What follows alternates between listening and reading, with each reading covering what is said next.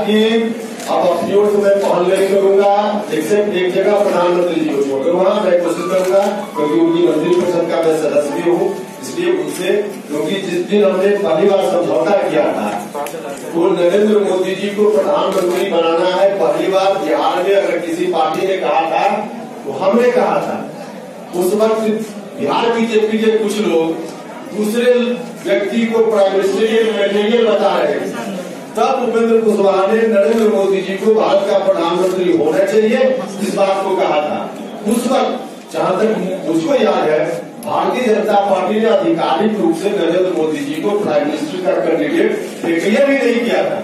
उस दिन हमने प्रधानमंत्री बनाने की बात की थी। तो आज भी हमारी उम्मीद प्रधानमंत्री जी से है, एक बार मिलकर हम उनको जरूर बता देंगे कि आपके कारण हम एनडीए में आए, हम चाहते हैं आगे भी रहना, लेकिन जिस तरह से अभी तक बर्ताव मेरे समक्ष हो रहा है हम उसकी व्याख्या उनके समझ करें। इस तारीख तक इस पर हो जाए, अंतिम रूप से निर्णय हो जाए, हमने आग्रह करने का काम किया। हम भारतीय जनता पार्टी के शीर्ष नेतृत्व से यह भी कहना चाहते हैं, हम उनको याद दिलाना चाहते हैं, क्योंकि पहले भी हमने कहा उन्हीं बातों को हम याद दिलाना चाहते हैं। बिहार एनडीए में कुछ लोग हैं जो नरेंद्र मोदी जी को प्रधानमंत्री के रूप में, अगला प्रधानमंत्री के रूप में नहीं देखना चाहते। वैसे लोगों की बातों में न आए, भारतीय जनता पार्टी का शीर्ष नेतृत्व वैसे लोगों की बातों में न आए, इस रूप में बिहार को लाकर खड़ा कर दिया।